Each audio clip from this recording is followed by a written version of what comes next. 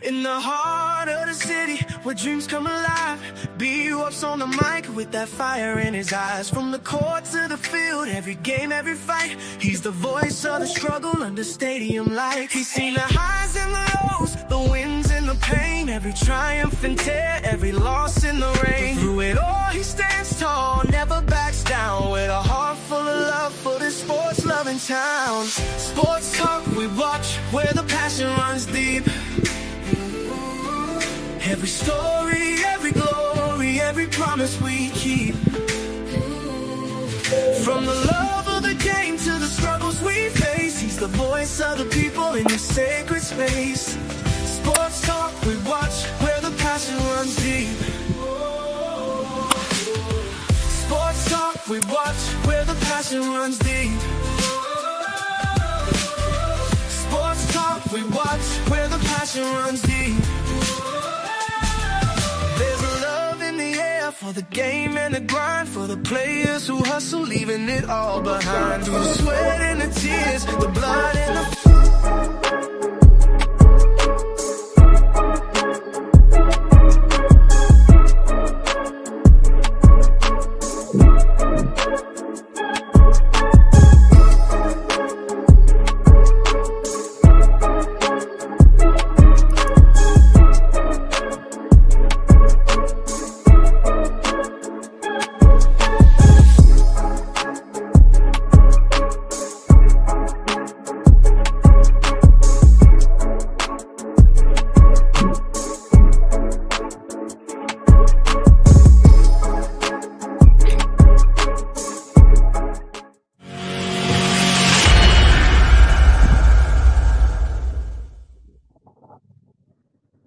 What's going on, friends? What's going on, family? How y'all doing out there tonight?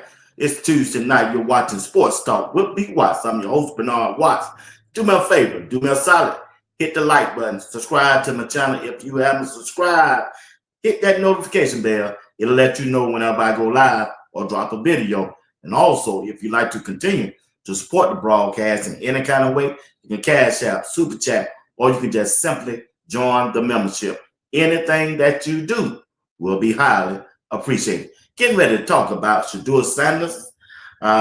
He's back, and we got to wait to see what his status is going to be for this upcoming game. But he didn't get traded, and that was a good thing for me. I know some of y'all want him traded, but he survived the trade deadline for the Cleveland Browns. And also, Kevin Stefanski have given the play calling to the offensive coordinator, Tommy Rees. Gonna get ready to talk about that tonight also. And also, we got to talk about Coach Prime and the Colorado football team going forward.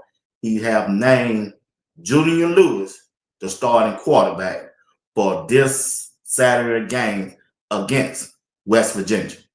So Julian Lewis has been named as the starting quarterback for the Colorado football team this Saturday, this weekend against West Virginia.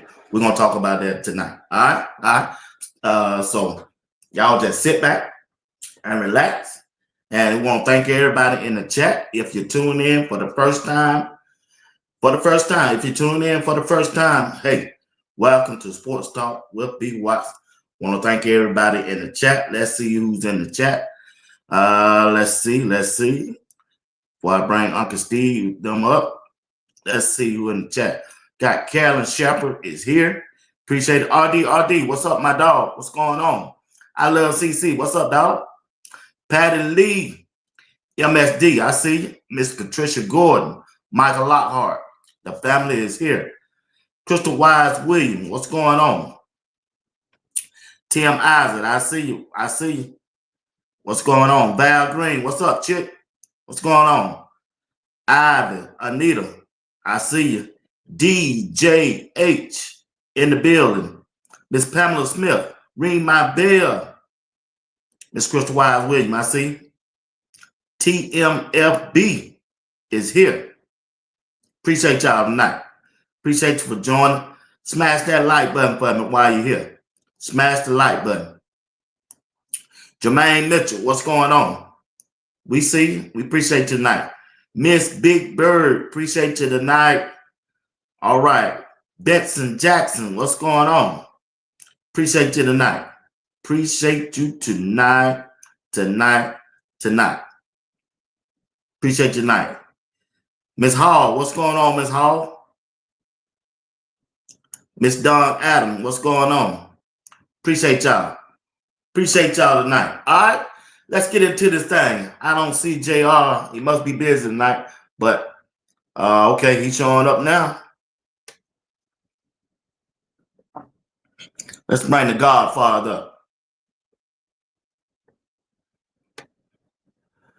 All right, what's going on, huh? What's going on, B. Watts? Everything's all good. Sitting here, enjoying the coverage of the election. Always good to see new blood in there. But everybody, hopefully everybody in the chat doing well. Beautiful day here on Tuesday. And we're here to let's get it on, like Marvin Gaye say.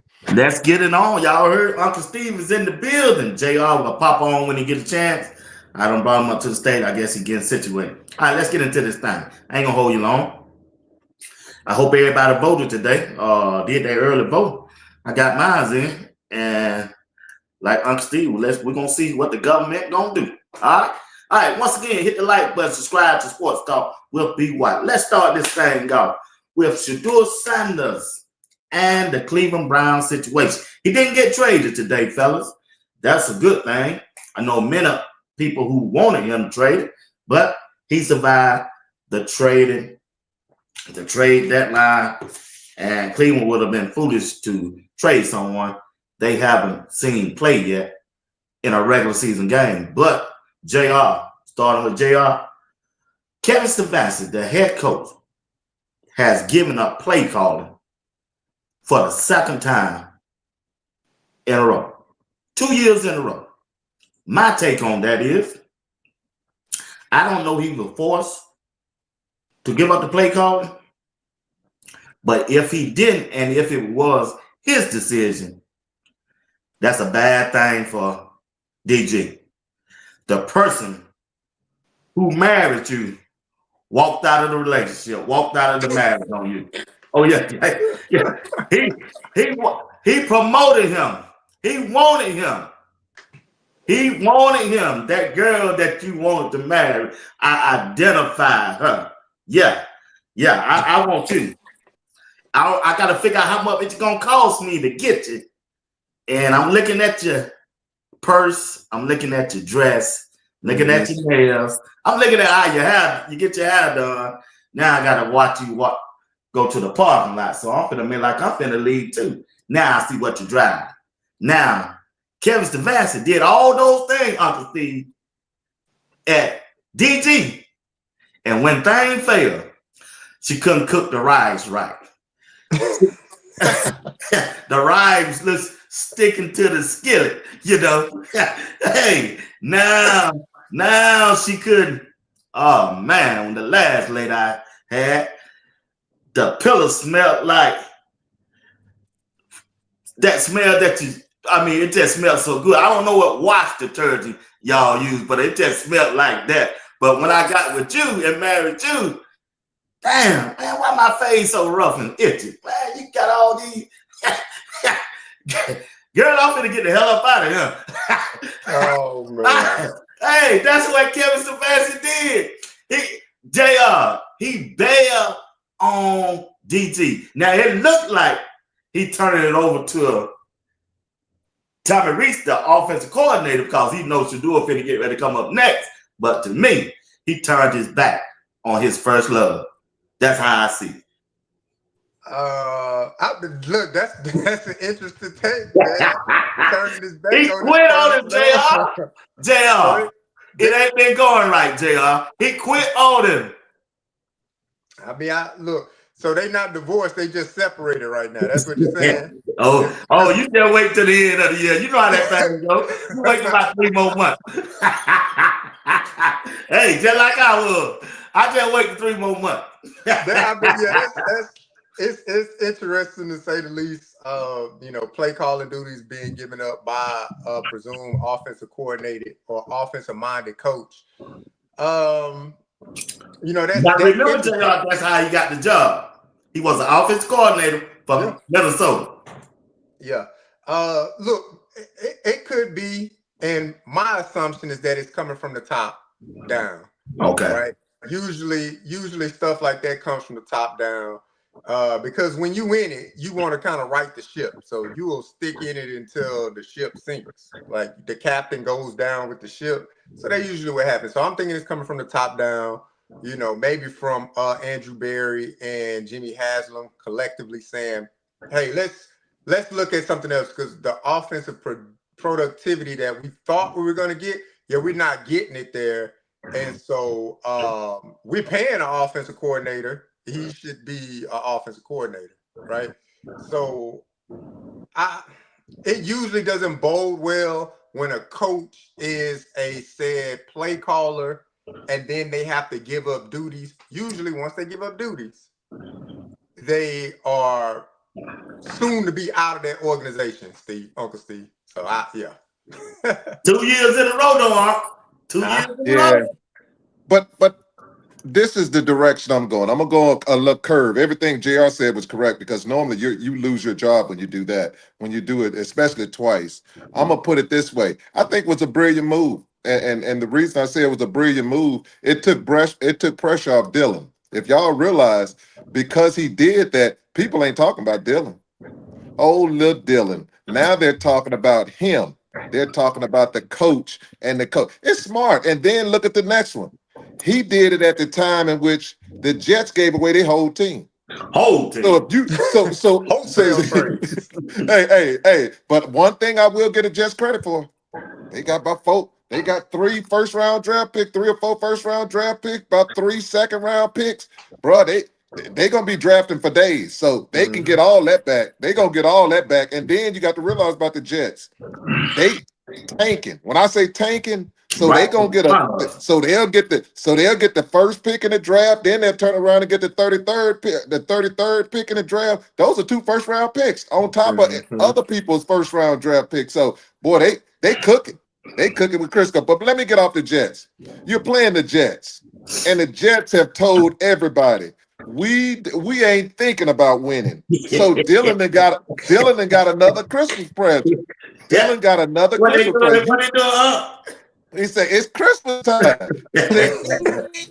It reminds me of Gator, when Gator went to the house in Jungle Fever. You know I do it. You know I do it. If I do it. And Dylan is there. Dylan say, I beat him, I beat him, I beat him. But the Jets gonna be like, man, the Jets ain't showing up. The Jets are on furlough. They have told America we on furlough. And if I'm the Jets, man, I'm getting my check.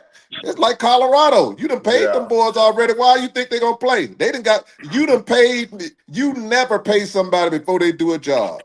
I'm gonna give you a percentage of it, but you're not getting a whole check because you don't have to show up. So with that being said, B Watts, all this is doing is just buying them time. And when it's buying them time, Dylan has to perform. He put Dylan in a good position because he have to play the Jets. The Jets ain't go.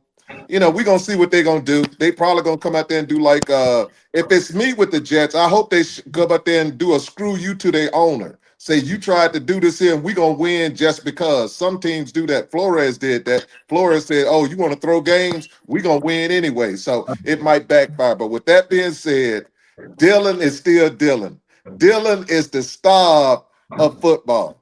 He is going to throw you the football. So all we got to do is sit back, wait. Sauce ain't going to get an interception, but somebody going to get an interception in this game. Back to you, B. Watts.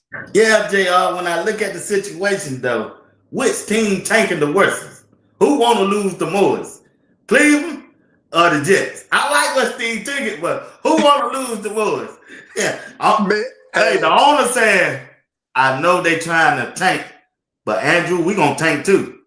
What you mean, Bob? Keep throwing Dylan out there, just like Unc said. He gonna throw an interception too. Keep throwing Dylan out there. Y'all keep going with Dylan. Yeah. Who want to take the word, JR? JR, they're probably gonna be the worst game of the year.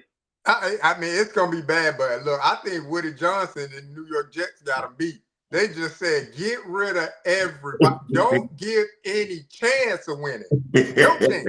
Get rid of everybody. I was waiting for breaking news to say Myles Garrett was traded for 4 first-round picks, something crazy like that. It never came to fruition. So the Jets was like, "Hey, I got you. We gonna get rid of everybody because that's what we want to do. We want to make sure we number one in that 2026 draft." So it's gonna be an interesting game, man. The bad versus the worst. I mean, who wins? Somebody got to win. I'm almost certain the Browns will win because the Jets will allow it. Yeah.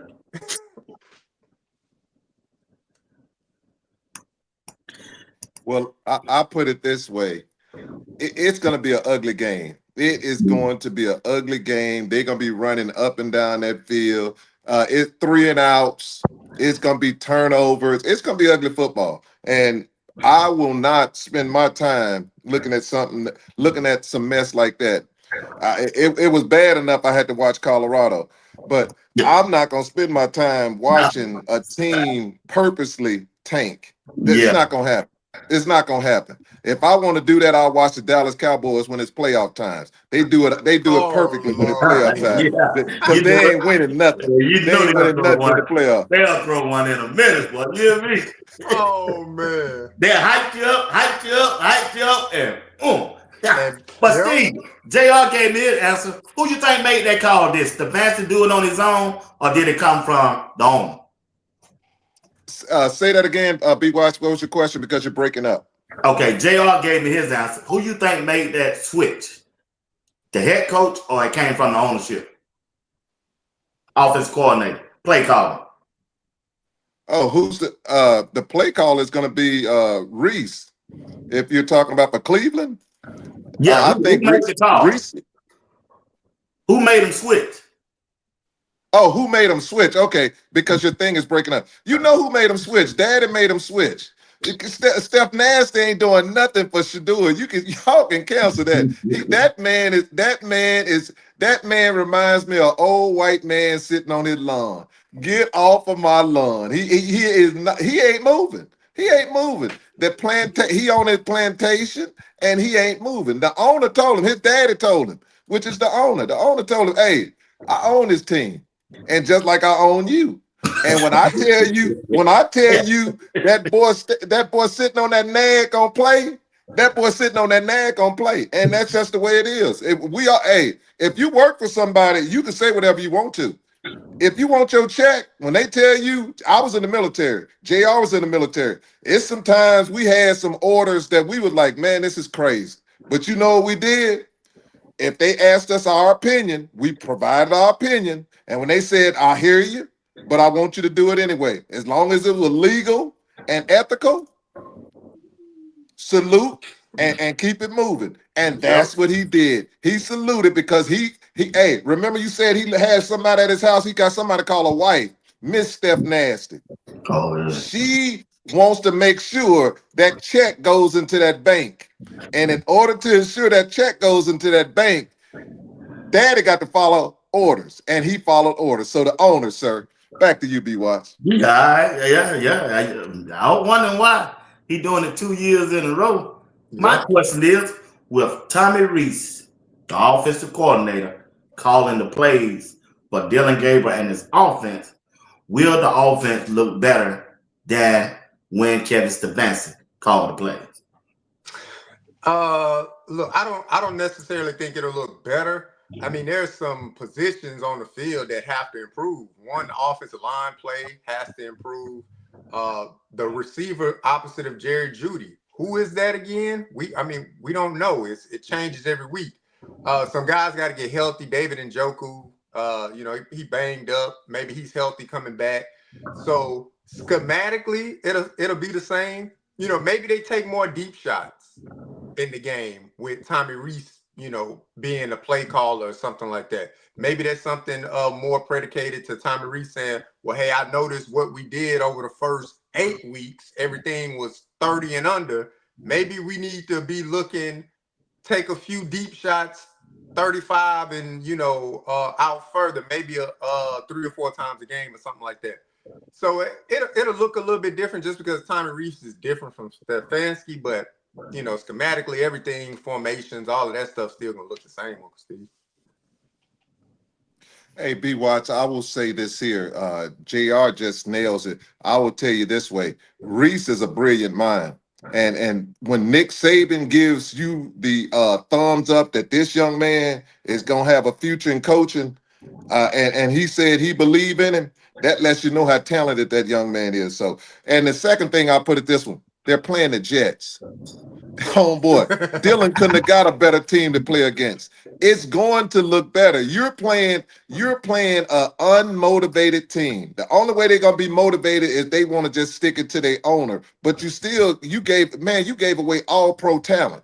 Yeah. You done gave away all pro talent, and you took somebody from the Dallas Cowboys that they drafted in the first round from Michigan that he couldn't even get on the field in Dallas, was a bust.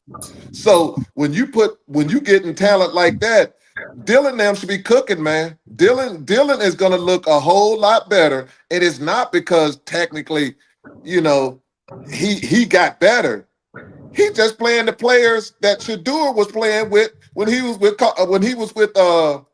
Cleveland. The ones who at the food mark right now working, the ones who at Target, the ones who are at McDonald's, the ones who are at FedEx, the ones who work at UPS. Those are the players that you're gonna be playing against. So yes, he's gonna be better. And then you got players who are gonna be like, man, I could care less about this owner. I ain't doing nothing. I done got my paycheck. It's a good day to be a Jet. They don't want to win. I don't want to be here, and I'm not gonna do nothing. So yes, I think he's gonna do a decent job. And Dylan knows his job on the line too. So Dylan, and then the good thing, have you noticed they don't even want to push Shedeur on the sideline? I said, boy, that's crazy. Yeah. Welcome to the doggone Cleveland Browns, home of losing. JR, what if Dylan Gabriel do not look any better? What if he continue to struggle in this game? If he continues to struggle. How many more games? You think they'll give him another game or two just because they don't switch to a different offense coordinator? Yeah, it depends on how bad the struggle is. Like if he's just ineffective as far as like turnover prone, let's say he come out because the last game he threw 2 interceptions, right? So let's say he go out this game and he throw 2 more interceptions. They're gonna be like, yeah, it's nothing you can do with that because now you turning the ball over. But if he comes out and he's moving the ball up and down the field, but they just not scoring points, they're gonna give him another chance and another chance because they're gonna say, well, the offense looks a little better. He's moving the ball up and down the field, but you still lost the game, right? But if he come out there, B. Watts, and he 2 interceptions in, you'll be seeing Bailey Zappi on that sideline, get his arm loose, and we're gonna be like, okay, so where's Shedeur? They still ain't cleared him for his back, right? So, yeah, it just depends on how bad he look, huh? Well, it reminds me of if he smells like what that smell. Bernie Mac came in the house and said he smells something, smell like Paducey or something. Then that's gonna be something different. Then you're gonna have to get rid of him. You ain't got no choice because the owner's gonna come up there and the owner's gonna be like, man, we got it. We can't watch this no more. But if he looks decent, he's gonna have 3 more games because that way he'll have more games than Shedeur. He'll have like 7 games he played. Shedeur could play 6, and you can go from there. That way, if not, they'll give him 8 games and Shedeur get 5 or something like that. But we have to look at the big picture. Shedeur just needs the opportunity. It ain't the amount of games. And I tell folks, it's not the amount of games because Cleveland mind is already made up. It's not until Cleveland gets their new administration is when Shedeur will get his opportunity to say, hey, he's going to be provided the opportunity to determine whether or not he's the franchise quarterback for that organization. Right now, man, with Steph Nasty, we can talk all day. That dude ain't moving, man. He has shown us by his actions that he has something, that he's gonna die on the Dylan hill. Dylan is the one he chose. It's just like Goldie. Your B chose me, and he chose Dylan. So when your girl chose that him, it's over. You just got to put your hands up and say that's it. Let's keep it moving.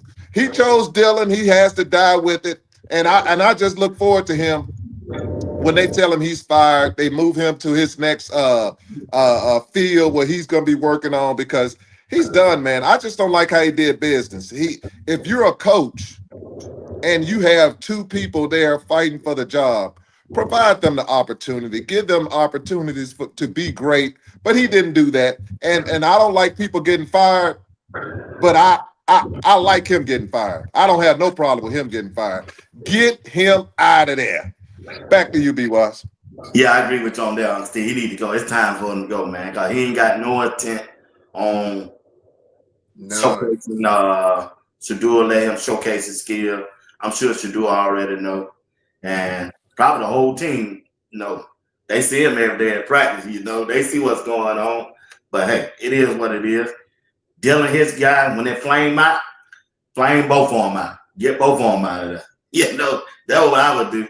Shoot. All right, guys, let's move on from the Shedeur. Let's talk about, we're going to stay in the NFL.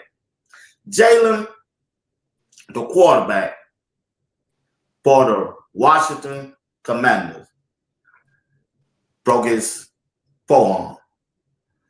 Many people are blaming the head coach. Let him stay in there when the game was out of hand. When it comes to that situation, JR, what would you have done? What would have been an appropriate thing to do? He dislocated his elbow, but look, what the coach did, there's nothing wrong with what the coach did. All right, look, the game was out of hand. Yes, that I understand. But when you look at the NFL, Jalen Daniels, he was already coming off a lower body injury, right? I believe hamstring or knee or something like that, right? So he was out for 2 weeks.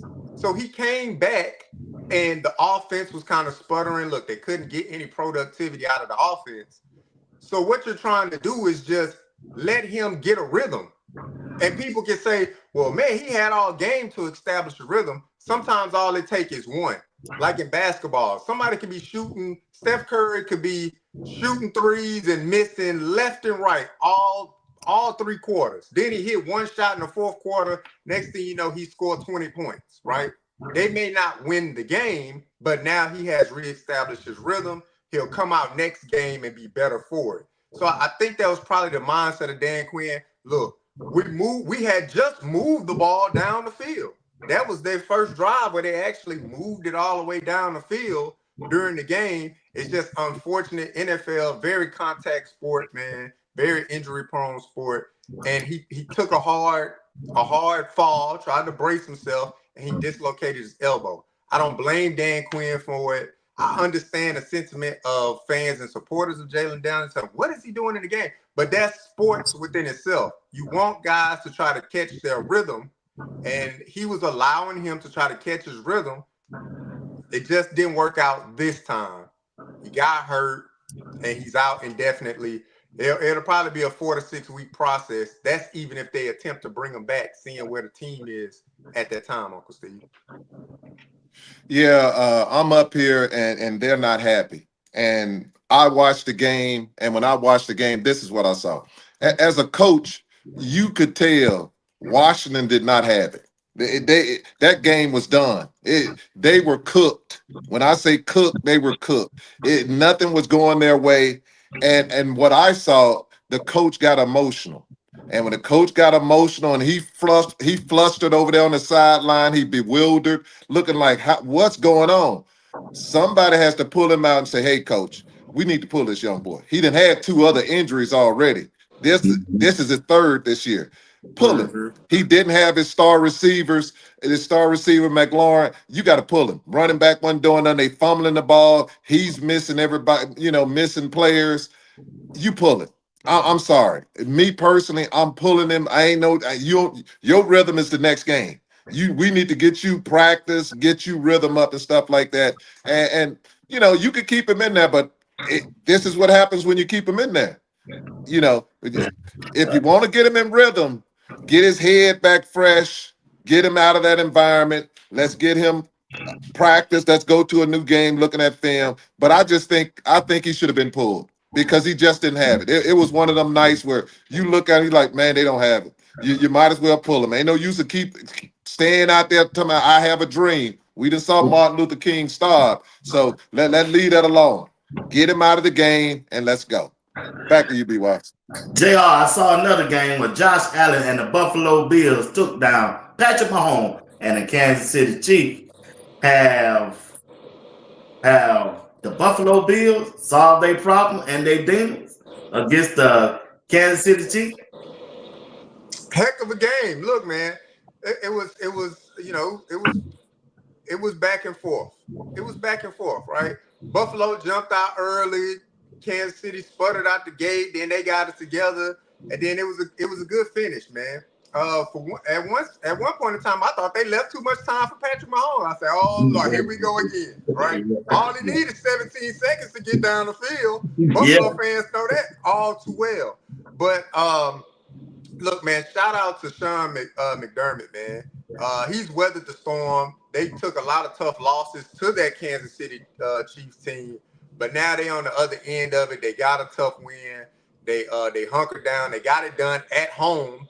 So going further into the season, look, these teams may meet again in the playoffs. That's a huge psychological advantage that players of Buffalo could have to say, look, man, we played them in a close game and we got it done. So if we get home field advantage again in the playoffs, who's to say we cannot do it again? So shout out to them. Shout out to your boy. Ain't that your boy? What's the quarterback for the Bills? Don't you like him, B. Watts? Oh yeah, that's my dog, Josh Allen. Yeah, there you go, man. So he got it done, Uncle Steve. They got it done this weekend. Man, BY still on that Joker, Josh. Yeah, he love him, boy. But BY be talking about he ain't a Republican, but he loves some Josh Allen, boy. I ain't never seen no mess like that. Josh Allen make him warm and fuzzy, boy. You talk about Josh Allen. Look how he giggling over there. You think his girlfriend rubbing his head or something. Oh, no, John, look at him. Ain't nothing wrong with that. But with that being said, BY, this is what I see. That game meant absolutely nothing. Because you got to look at the playoffs. And people are like, what? No, it don't. Because Kansas City went to Buffalo in the playoffs in that 17 seconds and won the game. So Buffalo has not beaten them in the playoffs. Beat them in the regular season, okay. You ain't beat them in the playoffs. That's a different game. And the next thing I'll tell people is this one here. Kansas City just getting back its players, its receivers. Everybody's been hurt for Kansas City. And I want people to go and look at Kansas City's schedule on all the teams that they played for their first night. They have had a murder road when it comes to schedule. I mean, a very tough schedule. And that's letting you know. They built for the playoffs. So all I tell people, if they get healthy, Kansas City can go anywhere and win. Can Buffalo do that? They haven't proven it. And the next thing, it's a bad thing for Buffalo. When you get in your mind, you so worried, oh, we got over Kansas City, you're not thinking about other teams. That's when other teams will come up there and upset you because you thought you done did something because you beat Kansas City. Man, this game is crazy, man. You see one time, you're like, man, oh, wow. This team here blew this team out. And then you turn around like Arizona. Man, Arizona beat the brakes off Dallas. And I'm like, then you'll turn around next week. The Rams are going beat the brakes off Arizona. So it's just the league is like you have to show up each and every week, just like college football. And if you don't, you're going to get beat. So with that being said, congrats to Buffalo, but it means absolutely nothing because, hey, if they don't take it serious when it comes to the playoffs and keep getting better and keep Josh Allen healthy too, they'll be at home again. Back to you, B-Wise. Oh, man. All right, JR. Lamar Jackson came back with the Baltimore Ravens. Look like they coming on strong, trying to take that division back, even though they at the bottom. But look like hope. They got hope, put it like that. What you think about that team and the comeback of Lamar Jackson? Look, the offense looked completely different with Lamar Jackson back there. That's nobody can sit up there and lie and say it doesn't. Is it too late though? I think so personally. I think it's too late. Because like Uncle Steve You don't think said, they you can win look. the division? I mean, 2 games out from Yeah, the they still division got lead or 9 more something like that? They games. like 2 games out. Look, I think it's, to me personally, I think it's too late because teams are about rhythm, right? So Baltimore is now trying to catch up to their rhythm. And you may run into a team that's already on their rhythm and get beat by them. Look at the Minnesota Vikings and Detroit Lions.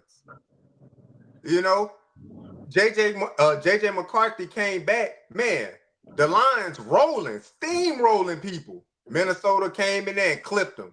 So I could see Baltimore losing games like that. They wind up playing a team that on paper, right, it looked like they should beat, but they'll lose it. They should beat the Browns, but then they turn around and lose to the Browns, and the Browns are dysfunctional. So that offense is still trying to get it together in Baltimore. Look, they had Derrick Henry trade rumors going on. How does that affect the locker room? I know they're professionals, but how does that affect the locker room? Dang, y'all had me on a trade block. Like, what's up? So, but they're better for it. They're definitely better for it. They got their leader back in the clubhouse.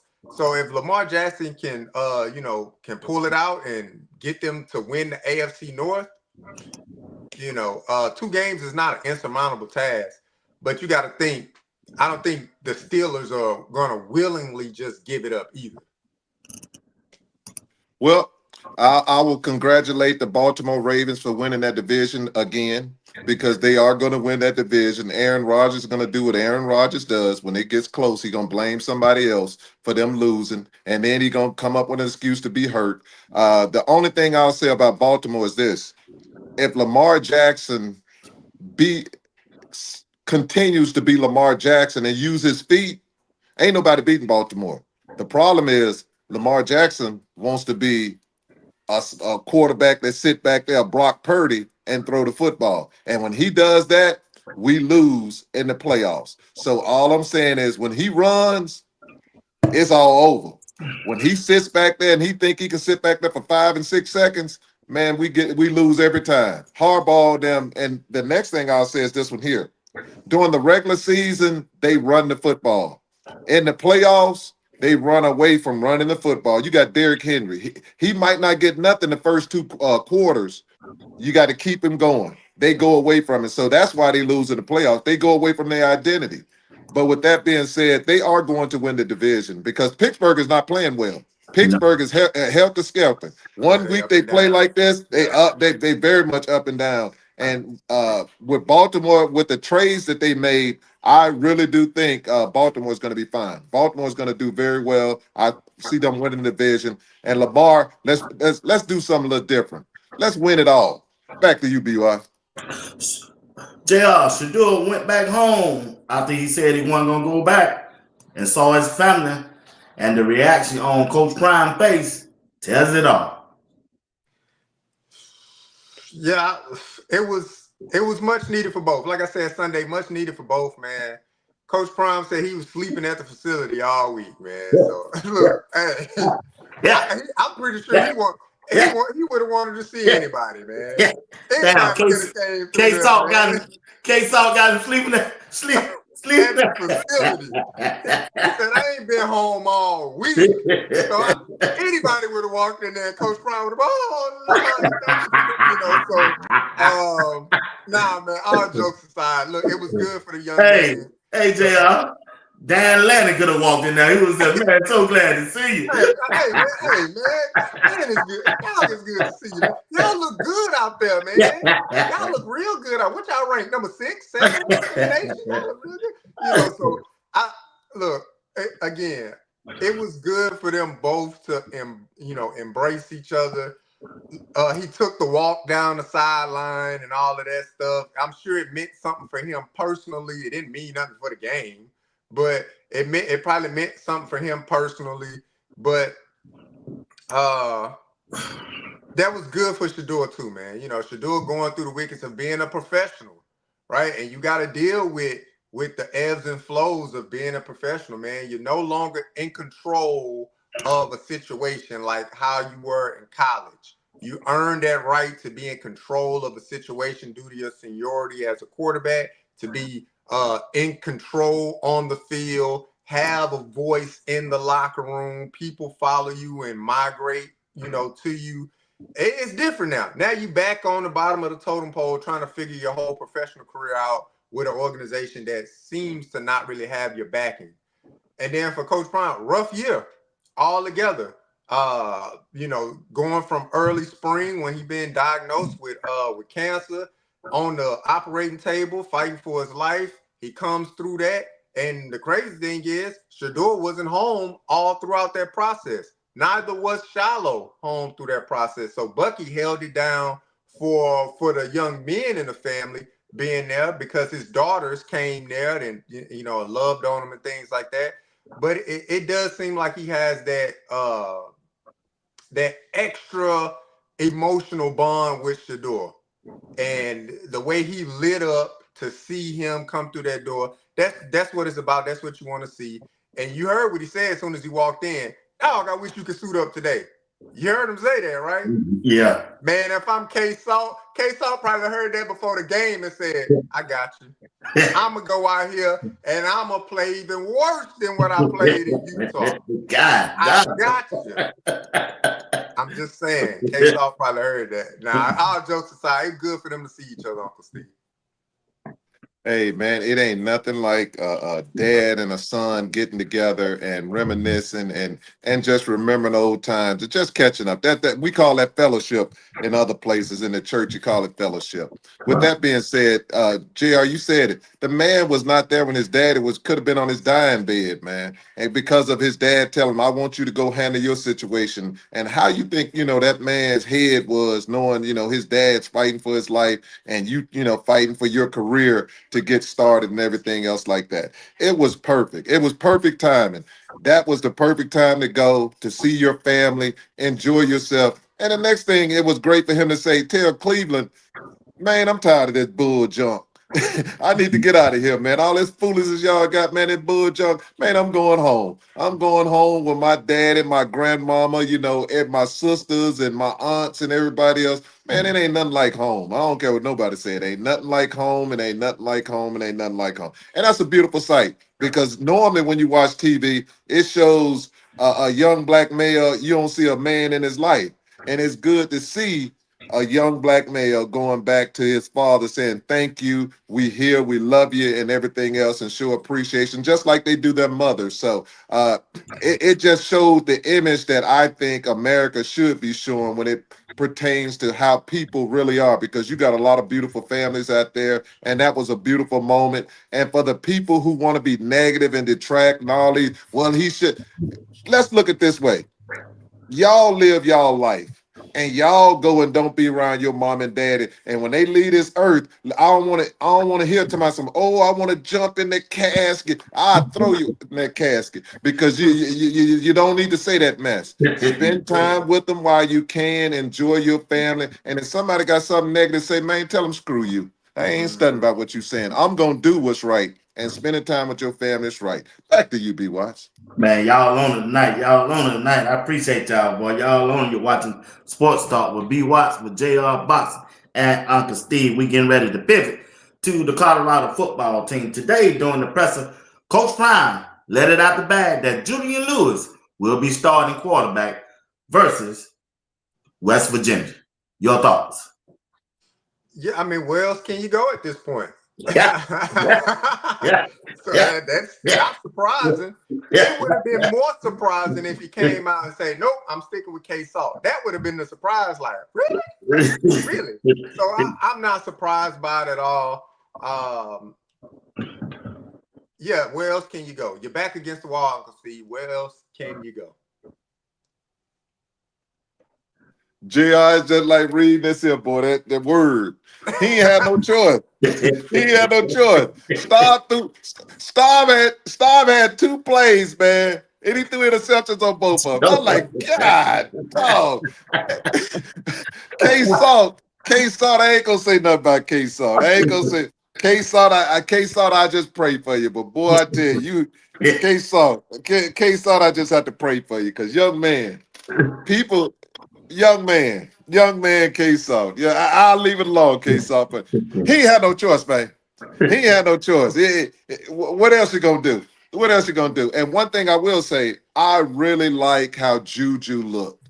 Because if you looked at the game, people don't realize that number 4 for Arizona, who's the DB, he was over there on the receiver. And if JuJu wouldn't have looked his direction 3 times to ensure he was gonna blitz JuJu from nowhere. And he was gonna hit him like that dude hit Anthony Richardson, a quarterback that's unaware, not paying attention, and he was gonna ring his clock. It showed me a lot when JuJu looked him off, and he looked over there and was like, "Oh, you trying to sneak and come in here?" And then the guy went back in his what-you-call-it. So all I'm telling you is I like how he looked.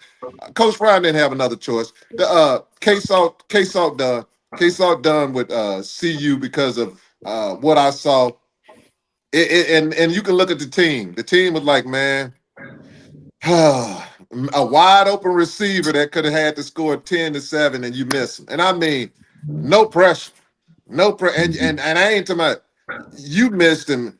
I'm like, I was getting ready to see if Chauncey Billups was on the field for a minute because I'm like, God, dog. I'm like, God, dog. Man, he books. You know, Chauncey is in Colorado. He did play for Colorado, if I'm not mistaken. He did play for the Colorado. And I'm like, God, dog. You can't make this stuff up, man. Are y'all throwing games? 40.2 game, man. Do you know how much money people made for those people who gambled 40 points in the first half in 2 games? Do you know how much money I could have made? Yeah. I'd have bet $10,000 on each one. Man, that's boohoo money. I could have had me a doggone Hellcat. Back to you, B-Watts. Yeah, when I look at JuJu, 2 things that stood out to me. Man, when he went to the right and he paused and then he made that decision to run, he was getting down now, man. He looked faster than K-Salt to me once he made his mind up and then he knew how to get down. Well, one thing I can say, Coach Klein done taught his quarterback how to get down because they sure don't like to get hit. Yeah, they don't perfect that time. Boy, you better get down because they gonna ring your clock. K-Salt will get down and JuJu Lewis get down. But I like his decision making. He knows where the ball supposed to go. We already know he got a quick release. And another thing that I saw, and I just paid this attention yesterday, when he was on the sideline, he was telling his wide receivers, hey, cross his foot, step on his foot, don't go behind, step on his foot. He was telling that to, I think that was JuJu. He told him JuJu. He was telling the wide receivers on the sideline, he was doing the Shedeur, that I was used to, instead of K-Salt over there talking to that dude in the yellow. He was trying to talk to JuJu. JuJu wasn't standing his ass. JuJu said, I'm talking, hey, that's why I need you to go. I'm serious. Go back and watch Well Off Media, man. I said, golly. I said, so that's showing me the maturity part of Julian Lewis. Now, K-Salt's still my man. I don't think Julian Lewis is a better quarterback than K-Salt right now. But the offense probably going to look better with Julian Lewis at quarterback because his quick release look like K-Salt want to run away from the blitz and always trying to bail out to the right. And he always get running to the side. You already in a shotgun, JR. And then you're going to run back 7 more yards? No. See, when that defensive end come off the end, your right tackle trying to push him by you. He expect you to step up in the pocket. But when you roll out into the defense, man, your right tackle ain't got a problem. That's frustrating. That's how you throw the interception, that's how you get sacked for losses and all of that. But I was impressed with a little time that I saw Junior Lewis. But when things don't go right, you ain't gonna hear him say JuJu.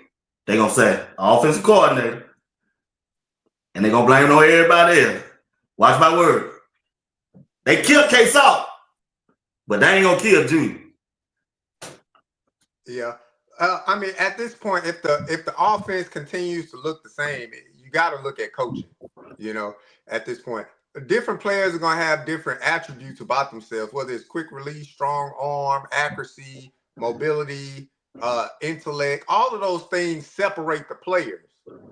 But if the play calling is the same and the execution of the play call is the same, then you look at coaching, right? So that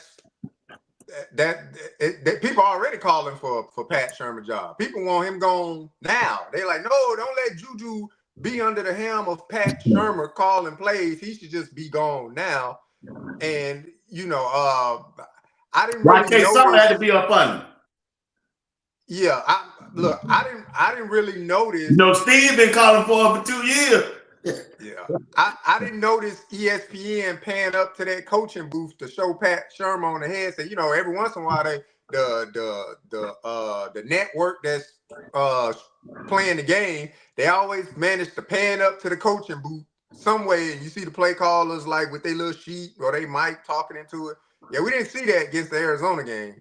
So you know, I don't know if it's been formally, you know, put out there by Coach Prime, if Pat Shermer is still calling plays or what the situation is. But all I know is if JuJu, he don't need to go out there and be the hero. He just need to go out there and be effective. So if you just got to throw it away, the defense need to go out there and do their job. You don't need to go out there and take no unnecessary sacks or anything like that until the game is on the line and you need to. But you don't have to go out there and be the hero the first play. You need to be the hero when it's needed. So go out there, do what he was doing. If you got to get out of the pocket, nothing open, just throw it away.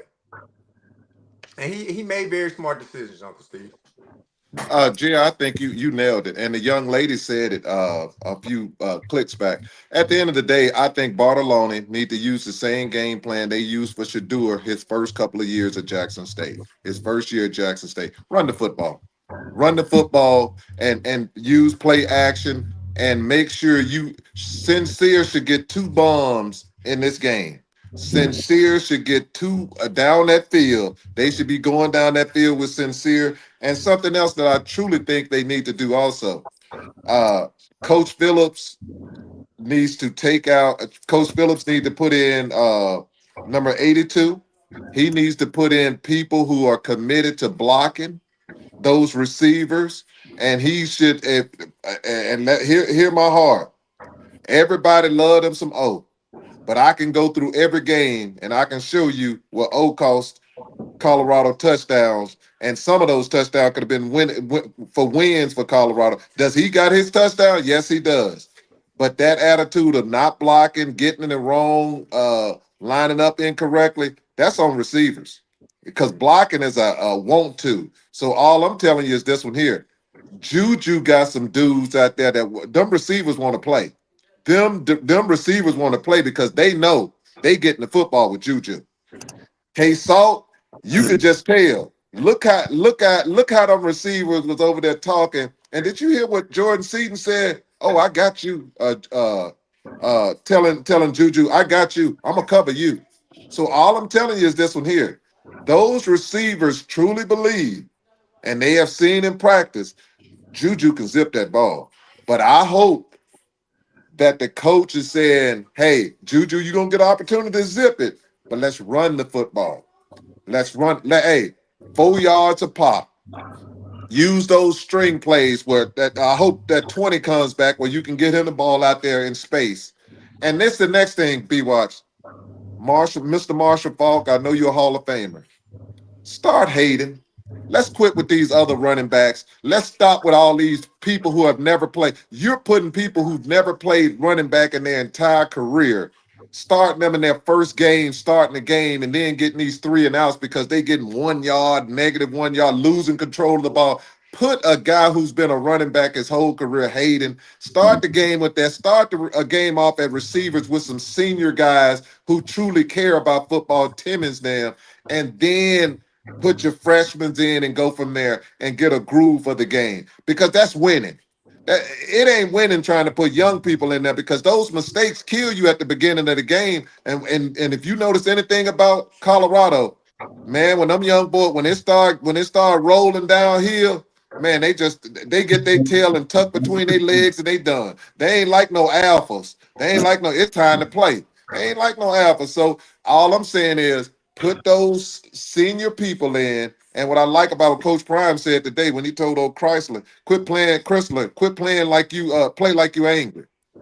Quit Yeah. all this. I'm just and so you need to really talk about that well off told me if y'all need to see everything about this season, watch the last well off.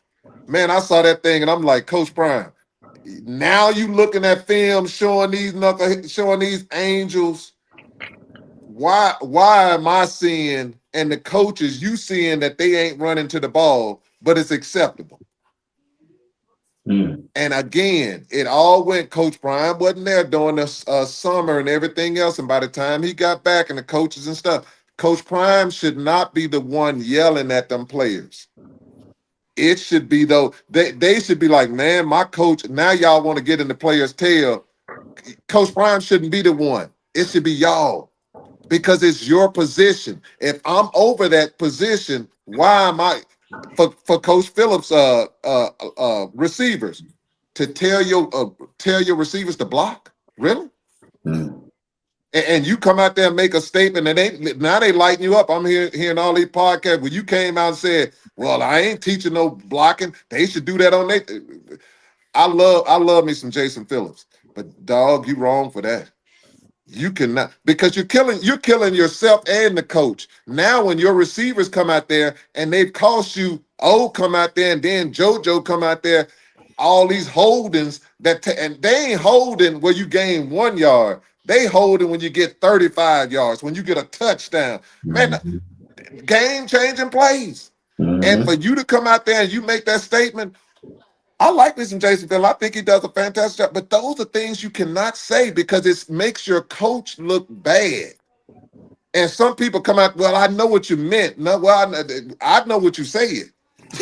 And all I'm saying is, and I'm a fan of his, and I'm a fan of him. But my thing is this one here: when you got all these snakes out here and all these people, these vitriol people, because all you see now, everybody's attacking. And that's like the devil. The devil knows how to attack. And he attacks when he thinks Coach Prime is down. But what he don't realize, Coach Prime is just getting y'all ready because all y'all coming to he pouring dirt on him.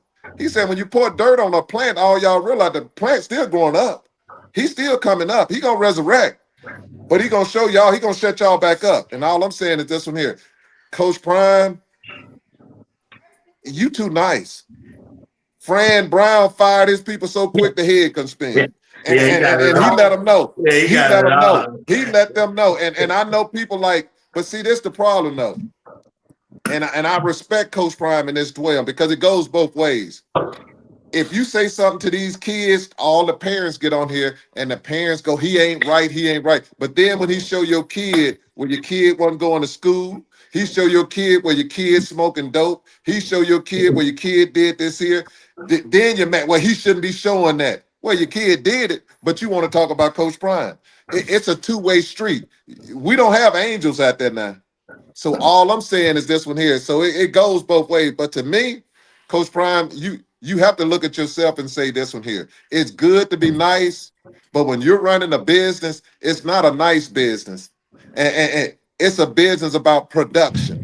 And your people have not produced. And when you don't produce, I let you loose. You gotta go. You gotta go. And it's nothing personal. It's nothing personal. Yeah, it's just It's like business. it's strictly business because at the end of the day, Coach Brian, what you're doing, you provided young men an opportunity to get better and to have a great opportunity for a chance of moving upwards.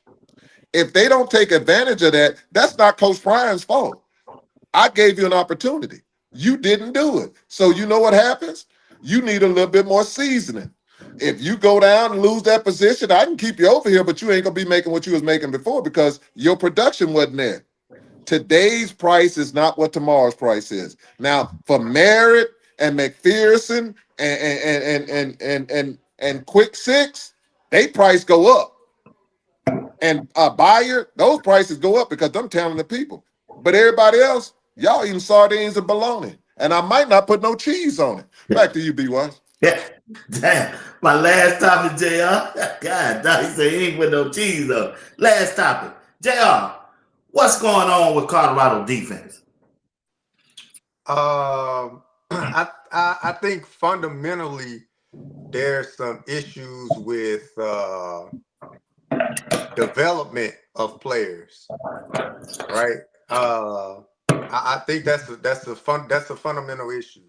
I won't call out any coaches because last time I said a coach name, B. Ross about lost his mind. How you gonna call out my boy but not say this? So I ain't gonna say no coach name, B. Ross. But I believe fundamentally there's some issues, right? And it starts from the top with coordinators on down to position coaches. So fundamentally there's some issues. The message is just not being received properly by the players that are there. It's hard for me to believe that you take productive players from one school and then you bring them to your school and you put them in your system, and now the productivity is on a downward trend. You would hope for it to at least stay at a steady median right there in the middle, or the trajectory goes up, but it seems like it went down. And that's never a good thing. That's never a great sign towards administration, right? So fundamentally, there's some things wrong with across the board.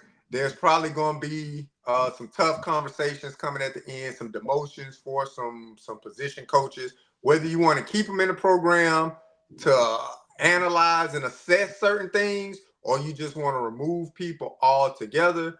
But yeah, there's going to be some tough conversations had. Tough conversations. They'd already know. You are no longer needed here.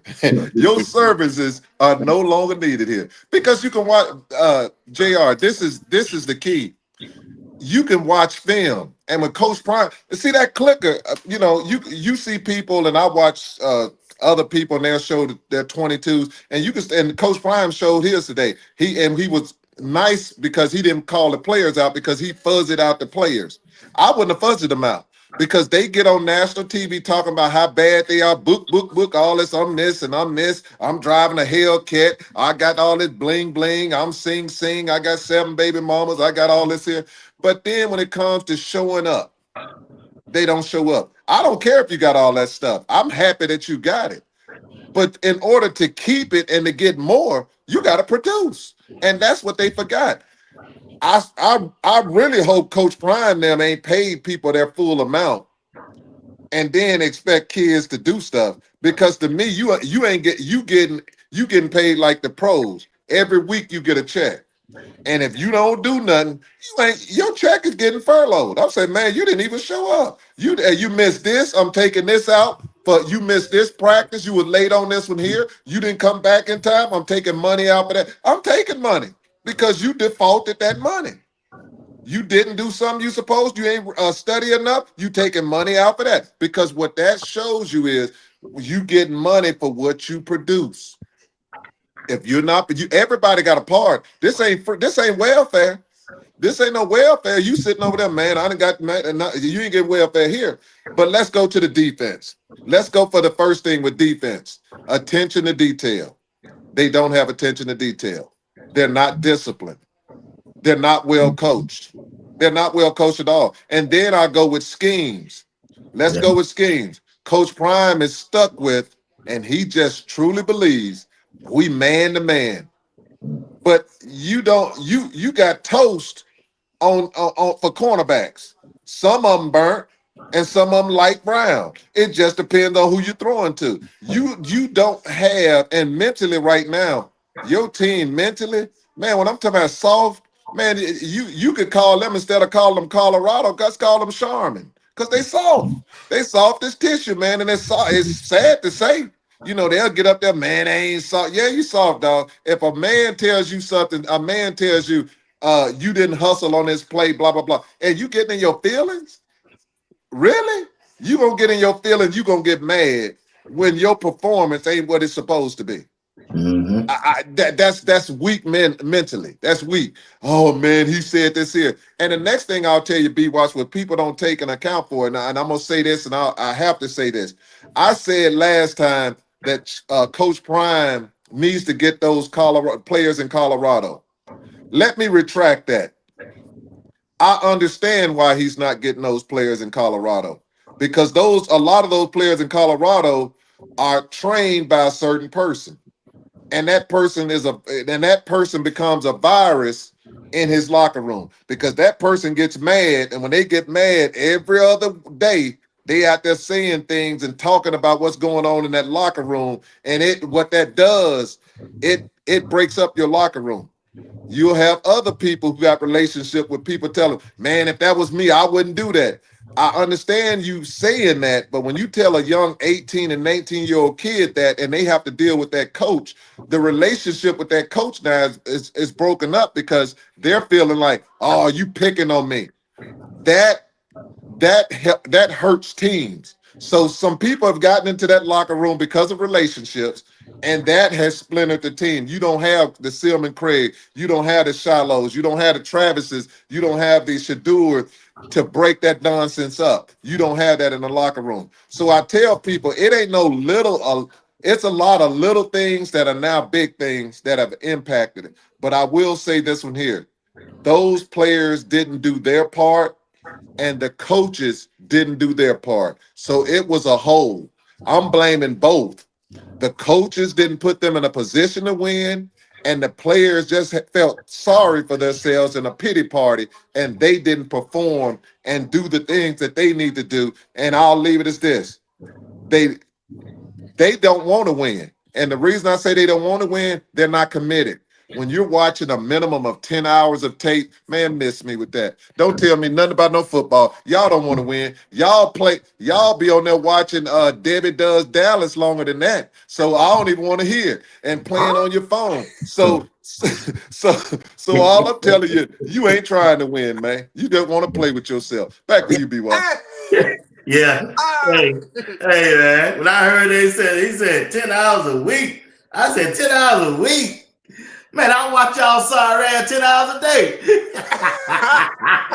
Trying to come up with content. He said, we watched 10 hours. And that was the quarterback that said that. My God. No wonder you can't complete no fast.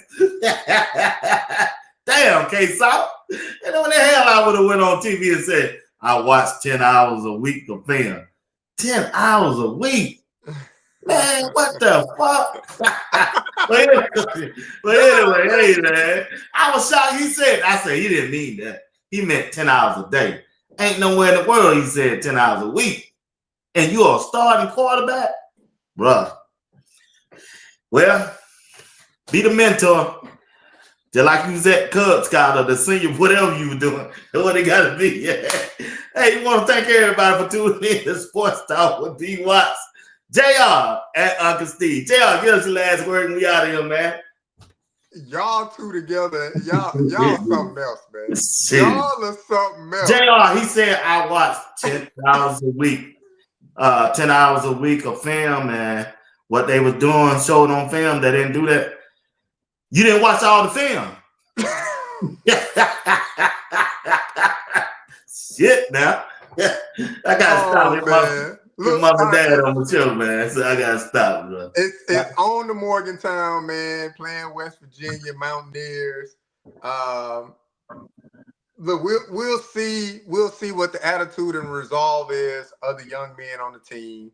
For any players that want to right the ship, you know, this is a fresh start.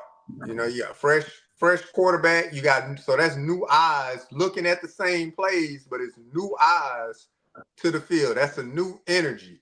So I'm hopeful that JuJu can come in and inject the team with some spontaneity, some energy that they need to kind of get things going. Defensively, I'm not gonna say it's a lost cause. I still saw effort, even though they missed a lot of tackles, they not aligned correctly and things like that. I still saw guys kind of, pushing and fighting towards the end, whether it was the young guys that were in there, but they were still pushing and pulling and fighting to the end. Now it's just more so of a mindset, because you thinking to yourself, especially if West Virginia score early, oh, here we go again. That mindset can't be a defeatist type mindset. So it's on Coach Prime to rally the troops. He the head coach. Look, you're calling out enough of the nonsense. So hopefully something catches and something sparks for these young men. And best of luck to him. And I'm ready to see JuJu, man. I want to see what he gonna look like. Having the opportunity to get a full week of practice under his belt. It seems like the team, from what I heard, will be traveling early on Thursday. So to get there, go through extra walkthroughs and just get himself prepared for his first start in a collegiate game. So appreciate you curating the spot, B. Watts, but boy, you and Uncle Steve, that last 2-3 minutes, y'all was on the roll, man. On a roll. Well, I just leave it at this one here, and I'm gonna be gone. West Virginia has who sitting in them stands? Daniel Boone. They gonna have them mountain hats with raccoons on them. Raccoons. They gonna have raccoons on their head. They gonna have that Daniel Boone little thing. They gonna be shooting and oh dog. They gonna be like, get them, Bob. And we gonna see all them young brothers, because that's their kryptonite. When they go to a place and them stadium filled with all them jokers who gonna be after the game going to the Cracker Barrel.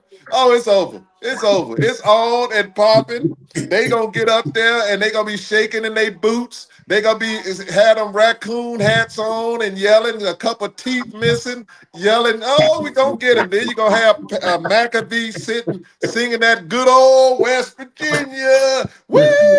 Woo! We gonna get them, Bob. So I just want to see how many of them brothers who gonna stand up and stand out and say, hey, not on my watch. We gonna show up. You can do what you've been doing the last couple of weeks. People laughing at you. I'll tell these seniors, y'all ain't gonna be able to go to when they had them reunions. Y'all can't go nowhere. If y'all don't show up these last 3 games, it's gonna be a sad. Everybody, y'all ain't gonna even have a place to go. Everybody else gonna be like, man, you gonna hear your boy Horn. Man, I get to go to Colorado. You gonna have Shedeur. I get to go to Travis. You gonna ask these jokers here, man, Colorado, like, man, we don't associate with you. You ain't even invited. You can't come. You didn't show up on defense and offense. Why are we gonna show up now? No, you're not getting invited. And then the money that you're losing out on. All I'm telling you, dog, y'all better get out y'all feelings. Y'all messing over y'all money. And it's 2 things I don't mess with. Big Perm. My money and my emotions. We don't mess with them. And B. Watts, you got the greatest chat in the country, in the land. They've done an outstanding job. They need to be saluted. We always recognize them. Your ladies stand up. Your young men out there stand up also. Rev always stand up. And we will say this one here. It's been nice. The Democrats have done a sweep tonight. They have handled business. And B. Watts, your vote did count for the Republicans. And we're going to say good night to you. Yeah, nah. You meant JR. Hold on, man.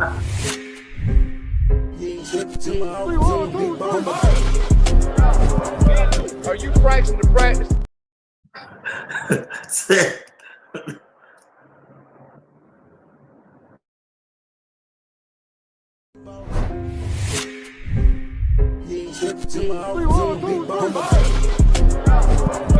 Are you practicing the practice? Or are you practicing to be great? Which way am I going? Today's supposed to come. You on the way.